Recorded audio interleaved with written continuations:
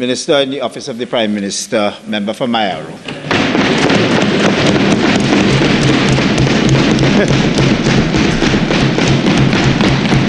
Mr.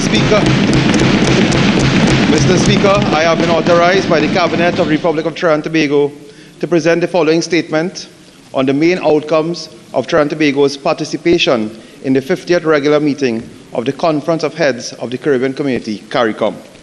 Mr. Speaker, over the period 23rd to 27 February 2026, Trinidad and Tobago participated in the 50th regular meeting of the Conference of the Heads of the Caribbean Community, Caricom.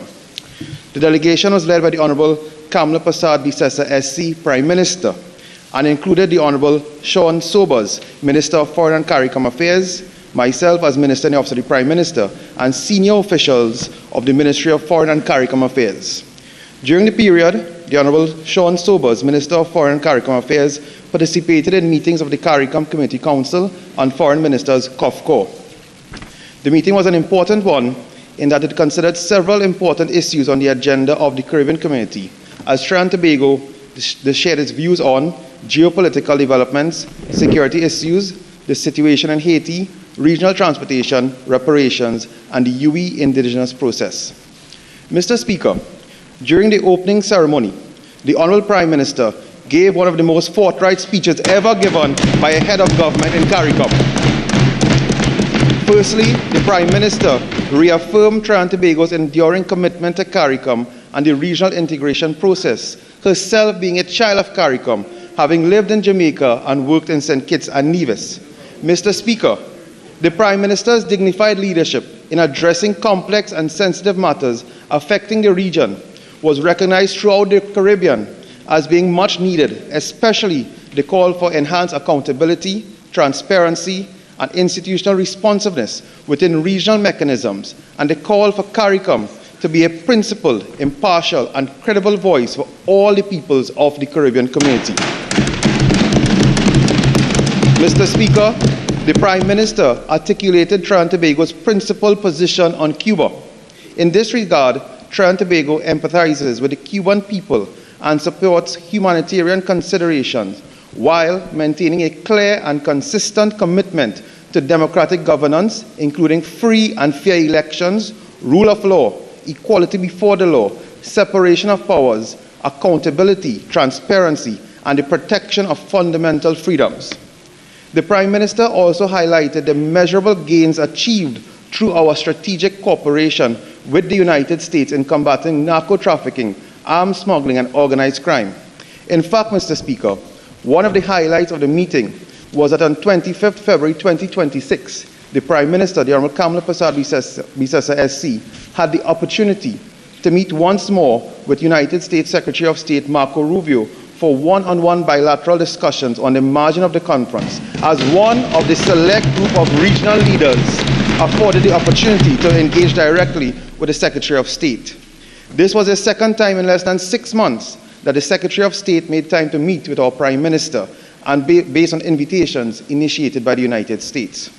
One of the key highlights of the meeting was an invitation from the United States President Donald Trump for our Prime Minister to meet with him at the upcoming Shield of the Americas Summit, scheduled for March 7, 2026, Miami, Florida, which the Prime Minister has graciously accepted. The meeting served to advance several of the issues on the bilateral agenda between Trinidad and Tobago and the United States of America in the areas of energy cooperation, trade, hemispheric security, and regional prosperity, as both countries agreed to continue discussions in Miami on March 7, 2026. Mr. Speaker, based on these deliberations, it is now a fact, a clear fact, that this government in less than 9 months has placed Trinidad and Tobago-USA relations at the highest level since both countries established diplomatic relations in 1962. Yeah. Mr. Speaker, under the last administration, Trinidad and Tobago's Office of Foreign Assets and Control, OFAC, licenses were revoked in April 2025. It is only as a result of the diligent and pragmatic foreign policy pursued by the Honorable Kamla Prasad Bisesa Prime Minister, who prioritizes the interests of people and Trinidad and Tobago first, that this country now stands to benefit from the recent grant by the government of the United States of America of OFAC general licenses.